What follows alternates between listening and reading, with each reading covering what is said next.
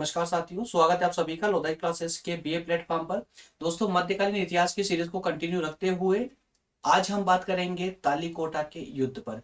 आइए दोस्तों, सेशन के अंदर चलते हैं और समझते हैं कि तालीकोटा का युद्ध एक्चुअल में क्या था और क्यों हुआ था और किन किन के बीच हुआ था। उन सभी कारणों को समझने का प्रयास करते हैं, लेकिन उससे पहले कुछ मेरे छात्र जिनकी कुछ कंफ्यूजन रहती है तो वो मैं दूर कर दूं। दोस्तों, सेशन में आप सभी को मैं स्पष्ट तौर पर बता दूं कि ये जो सेशन है, वैसे हम जो सिलेबस को फॉलो कर रहे हैं दोस्तों, वो बीए सेकेंड ईयर का सिलेबस फॉलो कर रहे हैं, है ना। बीए सेकेंड ईयर का सिलेबस फॉलो कर रहे हैं, लेकिन आपके सिलेबस में ये बीए फर्स्ट ईयर में भी हो सकता है, बीए और थर्ड ईयर में भी आपको ये सिलेबस देखने को मिल सकता है। इसके अलावा अगर आप एमए के स्टूडेंट हैं, या आप बीबीए कर रहे हैं, या आप बीए एलएलबी कर रहे हैं, तो भी दोस्तों आप लोगों के लिए ये सेशन उतना ही महत्वपूर्ण साबित होगा जितना बीए सेकेंड ईयर वाले छात्रों के लिए है। क्लियर है ना। तो इसको लेकर के कोई डाउट नहीं होना चाहिए। चलिए आगे बढ़ते हैं। हाँ, अगर आपके टॉपिक दोस्तों, अगर इसमें जो है कवर नहीं हो पा रहे हैं, तो आप मुझे कमेंट करके बताइएगा। उस टॉपिक पर भी हैंड टू हैंड सेशन आएगा, डोंट वरी। ठीक है, चलिए। तो दोस्तों, जो भी स्टूडेंट नए हैं, जिन्होंने अभी तक मतलब सेशन को पहली बार देख रहे हैं, उनको नहीं पता, उनके लिए एक नोटिफिकेशन है दोस्तों। अगर आप यूपीएससी की तैयारी या किसी भी कॉम्पिटिटिव एग्जाम की तैयारी करना चाहते हैं, UPSC, PSC, railway, SI, banking, कोई सी भी इस स्टेट मतलब किसी प्रकार के कॉम्पिटिटिव एग्जाम की तैयारी कर रहे हैं और या करना चाहते हैं, तो एकदम जीरो से हमारे साथ आप कर सकते हैं। प्रज्ञान हिंदी एक अन्य यूट्यूब प्लेटफॉर्म है, वहां पर हमारे द्वारा ही सभी सेशन अभी वहां पर लिए जा रहे हैं। 3 सेशन वहां स्टार्ट किए गए हैं। प्राचीन इतिहास और भारतीय संविधान, साथ में इथिक्स, नीति शास्त्र, इस पर दोस्तों हमारे सेशन चल रहे हैं। पूरे विस्तार पूर्वक सेशन होते हैं। वहां पर एक रणनीति है, एक अलग ही रणनीति होती है कॉम्पिटेटिव एग्जाम के लिए, विशेषकर यूपीएससी के लिए। तो उस रणनीति को फोकस करते हुए ही हमने 2022-23 के लिए, 23 के स्टूडेंटों के लिए वहां पर एक नई रणनीति के तहत ही हम दोस्तों वहां सेशन स्टार्ट कर चुके हैं। डिस्क्रिप्शन में प्रज्ञान हिंदी की लिंक मिल जाएगी, आप वहां से भी उसे ज्वाइन कर सकते हैं, इसको विजिट कर सकते हैं। चलिए बढ़ते हैं आगे सेशन में और डिस्कस करेंगे। सबसे पहले दोस्तों हम ये देखते हैं कि अभी जो हम चर्चा करने जा रहे हैं आज के सेशन में जो हम चर्चा करने जा रहे हैं दोस्तों, वो है सेकेंड यूनिट का दोस्तों। हम वैसे इसका थर्ड पॉइंट भी बोल सकते हैं, थर्ड पॉइंट ही बोल सकते हैं इसका। एक्चुअल में सेकेंड पॉइंट तो हम अभी तक डिस्कस कर चुके हैं, जिसमें हमने दिल्ली सल्तनत की बात की थी, दिल्ली सल्तनत पर चर्चा की थी। ठीक है ना। आज हम बात करेंगे विजयनगर साम्राज्य और बहमनी साम्राज्य से संबंधित कुछ तथ्य की, जिसे हमने देखेंगे तालीकोटा के युद्ध के नाम से। तालीकोटा का युद्ध होता है, उसके बाद में दोस्तों हम पृथक रूप से बहमनी साम्राज्य को अलग अन्य एक लेक्चर में देखेंगे, और फिर विजयनगर साम्राज्य को के लिए एक अन्य लेक्चर लेकर आएंगे। क्लियर है ना। तो सबसे पहले तो इनको समझने से पहले एक तालीकोटा का युद्ध एक विशेष रूप से डिस्कस करने योग्य है, इस कारण से पहले हम उसे डिस्कस करेंगे, उसके बाद आगे बढ़ेंगे। ठीक है ना। तो तालीकोटा युद्ध से संबंधित वैसे तो जो आप कारण, घटना और परिणाम है ना इस युद्ध के, तो क्यों हुआ था ये युद्ध, कारण में देखेंगे। क्या परिणाम रहे, परिणाम के अंतर्गत देखेंगे क्या क्या हुआ, ये सब घटनाएं सब एक एक करके दोस्तों डिस्कस करने वाले हैं। चलिए, तो सारांश क्या है आज का, बता चुका हूं। तालीकोटा के युद्ध की कुछ व्याख्या डिस्कस करेंगे, उसके बाद तालीकोटा युद्ध के कारण देखेंगे, इसके बाद में युद्ध की घटनाएं और युद्ध के परिणाम क्या हुए, इन सब पर हम विस्तार से चर्चा करने जा रहे हैं दोस्तों। ये हमारा सारांश है, इस सारांश के अकॉर्डिंग ही हमारा आज का सेशन होने वाला है। क्लियर है। चलिए शुरुआत करते हैं तालीकोटा युद्ध की व्याख्या से। तालीकोटा युद्ध, सबसे पहले तो जान ले कि तालीकोटा का युद्ध था क्यों, किस किस के बीच में और कब हुआ था। तो मेरे प्यारे दोस्तों, ये जो युद्ध हुआ था तालीकोटा का युद्ध, ये 23 जनवरी 1565 ईस्वी में हुआ था। कब हुआ था, 23 जनवरी 1565 में हुआ था। तो किस किस के बीच में हुआ था, दक्षिण भारत को हम क्या बोलते हैं, दक्कन बोलते हैं ना। तो दक्कन की सल्तनत अर्थात दक्कन के सुल्तानों के बीच में, दक्कन के सुल्तान नहीं बोलेंगे क्योंकि सभी साम्राज्यों में सुल्तान नहीं थे वहां पर। तो दक्कन की जो सल्तनतें थी, दक्कन के शासक थे, सल्तनत थी, उनके बीच में और विजयनगर साम्राज्य के बीच में। ठीक है। तो एक तरफ था विजयनगर साम्राज्य और एक तरफ थे दक्षिण भारत की सभी सल्तनतें, लगभग बोल सकते हो सभी सल्तनतें, क्योंकि जितनी भी सल्तनतें थी लगभग लगभग सभी सल्तनतों ने इस युद्ध में भाग लिया था विजयनगर साम्राज्य को समाप्त करने के लिए। ठीक है ना। तो विजयनगर साम्राज्य की जो ये दोस्तों लड़ाई लड़ी गई थी, ये राक्षस तांगड़ी नामक गांव के पास में लड़ी गई थी, राक्षस तांगड़ी नामक गांव के पास में लड़ी गई थी। और इस युद्ध में विजयनगर साम्राज्य को पराजय का मुंह देखना पड़ा। विजयनगर साम्राज्य की इस हार ने दक्षिण भारत के जो अंतिम हिंदू साम्राज्य था, इसको इसका पतन कर दिया, इसको पूरी तरह समाप्त कर दिया। कौन से? तालीकोटा के युद्ध ने। क्लियर है। तालीकोटा की लड़ाई के समय इस जब ये तालीकोटा का युद्ध हुआ था, तो इस समय में जो शासक था कहाँ का? विजयनगर साम्राज्य का, वो शासक था दोस्तों सदाशिव राय। नाम याद रखेंगे आप लोग, सदाशिव राय यहाँ का सम्राट था, शासक था। लेकिन वो योग्य नहीं था, कठपुतली शासक था। और कोई भी कठपुतली शासक योग्य नहीं हो सकता, क्योंकि अगर योग्य शासक होता तो अपनी योग्यता के आधार पर शासन प्राप्त करता। लेकिन वो कठपुतली शासक था, योग्य नहीं था। बल्कि जो शासन की वास्तविक शक्ति थी वो किसके हाथ में थी दोस्तों? तो वो इसके मंत्री, एक उसके प्रधानमंत्री के हाथ में थी, और प्रधानमंत्री का नाम था राम राय। ठीक है। तो यहाँ पर दो नाम आप विशेषकर याद रखेंगे, बार बार रिपीट होने वाले हैं। विजयनगर साम्राज्य के शासक का नाम क्या था? सदाशिव राय। सदाशिव राय, और सदाशिव राय के प्रधानमंत्री का नाम था दोस्तों राम राय। ये क्लियर होना चाहिए। ठीक है। तो सदाशिव राय ने क्या किया?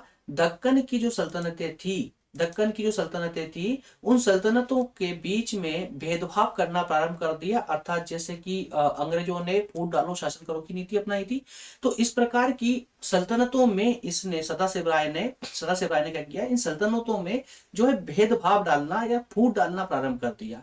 ये फूट डालकर ही शासन करना चाहता था, और फूट डालकर इन सल्तनतों को एक एक करके कुचलने का प्रयास कर रहा था, कोशिश कर रहा था। लेकिन आगे चल करके इन्हीं सल्तनतों को इस बात की जानकारी प्राप्त हो जाती है कि विजयनगर साम्राज्य जो है हमें फूट डाल करके एक एक करके सभी सल्तनतों को खत्म करने का प्रयास कर रहा है। तो इसी मंसूबे से, इसी बात से ये लोग पूरी तरह रुष्ट हुए, ये सल्तनतें रुष्ट हुई, और इन सल्तनतों ने अब मिलकर के एकजुट होकर के विजयनगर साम्राज्य पर हमला बोल दिया। और विजयनगर साम्राज्य की इतनी क्षमता नहीं थी उस समय कि वो उन सभी सल्तनतों का एक साथ सामना कर सके। ठीक है। तो दक्कन की सल्तनतों ने विजयनगर की राजधानी में प्रवेश करके उसे इतना लूटा, जितनी हद हो सकती है उतना पूरी तरह से लूटा, और लोगों को, जनता को भी पूरी तरह से, मतलब उनका जो शोषण किया, लूट मार, नरसंहार, सब कुछ किया। क्लियर है। तो ये तो थी छोटी सी इंफॉर्मेशन तालीकोटा के युद्ध से संबंधित है। आगे जो बात करेंगे दोस्तों की जो तालीकोटा का युद्ध हुआ था, ये तो आप समझ चुके हैं किस किस के बीच में हुआ था, है ना। लेकिन अब वास्तविक कारणों पर थोड़ी सी बात कर लें कि इसके कारण क्या थे, तालीकोटा का युद्ध एक्चुअल में हुआ क्यों था, क्या इसके कारण रहे थे। तो कारण में दोस्तों, जैसा मैंने अभी बताया कि फूट डालो शासन करो की नीति किसने अपनाई? सदाशिव राय ने अपनाई। सदाशिव राय ने अपनाई, जो कि विजयनगर साम्राज्य का कौन था? शासक था। एक बात और यहाँ पर एडिशनली बता दूं मैं, ये नाम कुछ नया नहीं है दोस्तों, सदाशिव राय या ये राम राय, ये सब नाम नया नहीं है। विजयनगर साम्राज्य भी इतिहास में कोई नाम नया नहीं है। बहमनी साम्राज्य या दक्कन की सल्तनतें कोई नाम नए नहीं है।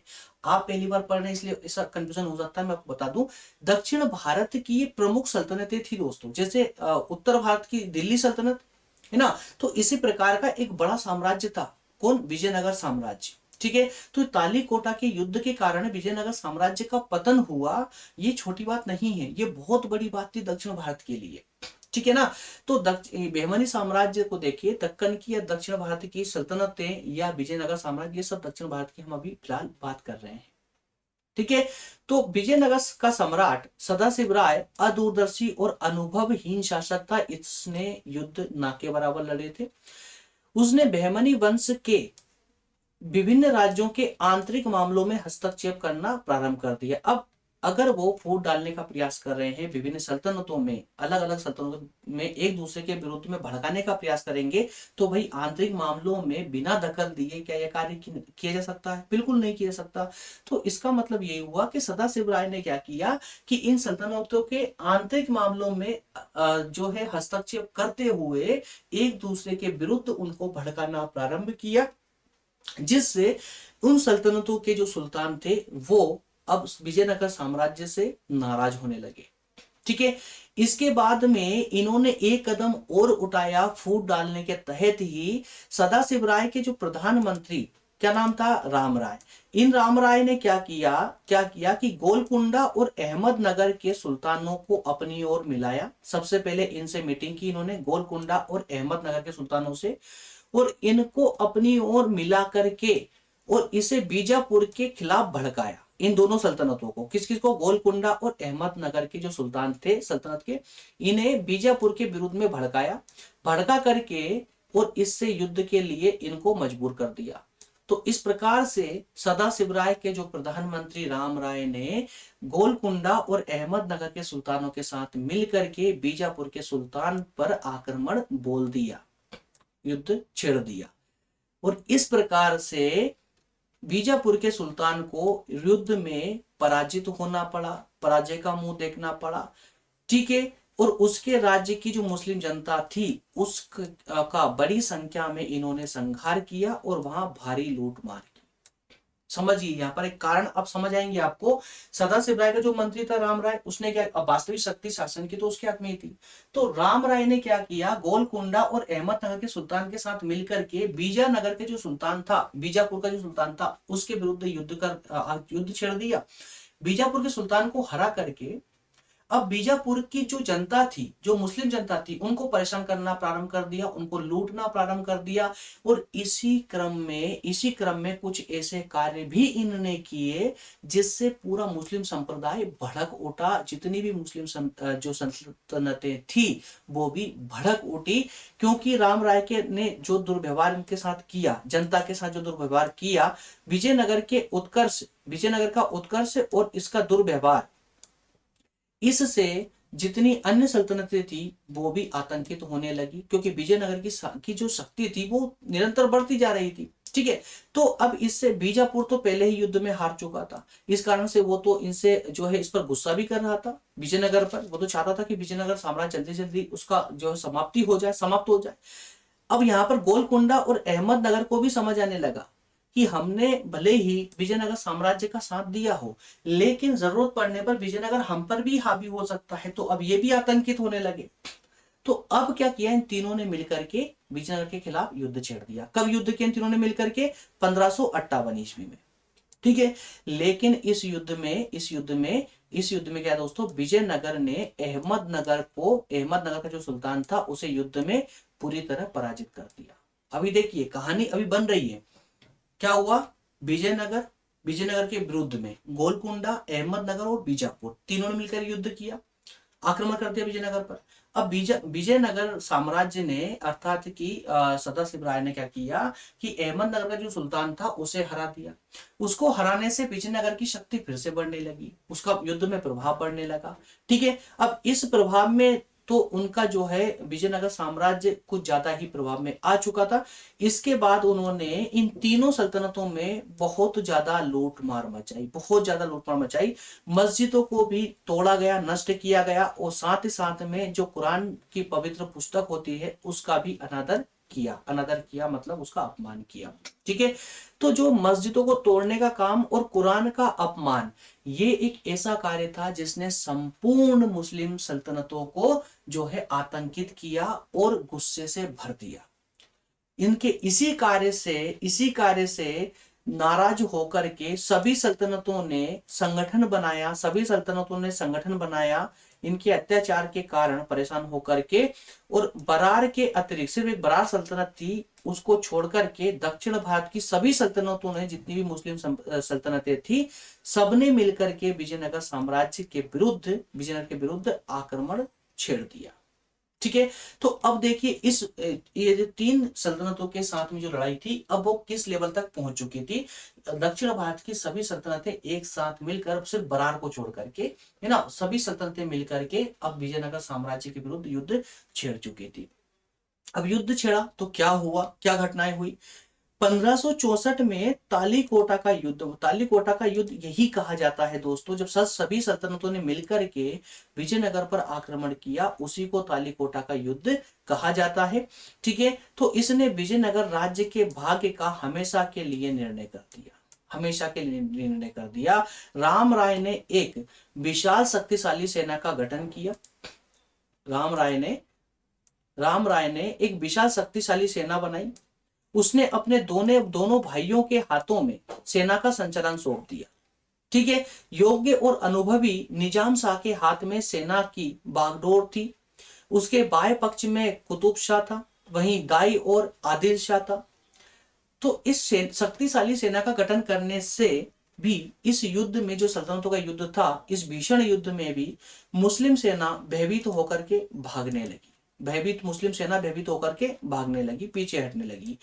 परंतु परंतु इस मुस्लिम सेना का जो तोप खाना था दोस्तों, इस तोप खाना ने ही विजयनगर की पूरी तस्वीर बदल दी, उसका पूरा निर्णय कर दिया इस युद्ध में। इसने हिंदू सेना पर भयंकर प्रहार किया। परिणाम ये निकला कि विजयनगर की सेना को भीषण पराजय का मुंह देखना पड़ा। राम राय को बंदी बना लिया गया। राम राय को बंदी बनाकर उसका वध कर दिया। मुस्लिम सेना ने भागती हुई हिंदू सेना का पीछा करके उस सेना को पूरी तरह से नष्ट कर दिया। ये हुई घटना किसमें? कालीकोटा के युद्ध में। ठीक है, परिणाम क्या हुआ?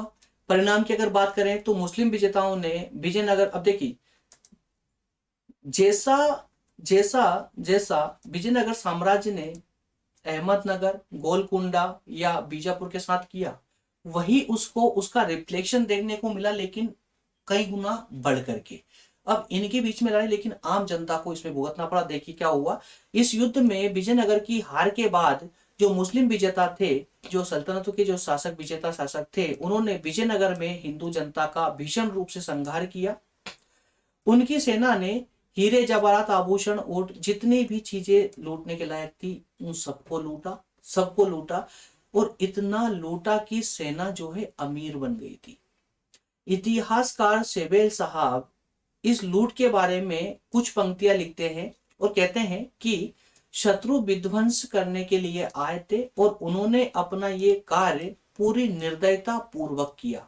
दया का तो बिल्कुल भी कतरा भी नहीं था उनके अंदर। उनसे कुछ भी बचा हुआ दिखाई नहीं दिया।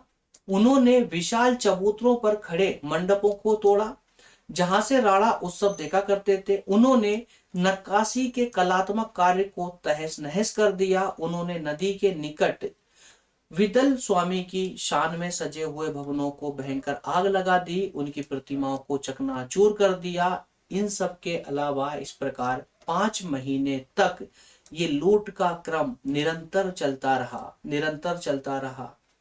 मुस्लिम सेनाओं द्वारा इस सुंदर नगर के चिन्हों को पूरी तरह से नष्ट कर दिया गया। ये रहा दोस्तों तालीकोटा का युद्ध, जिसमें विजयनगर साम्राज्य की पूरी नींव ही उखड़ गई।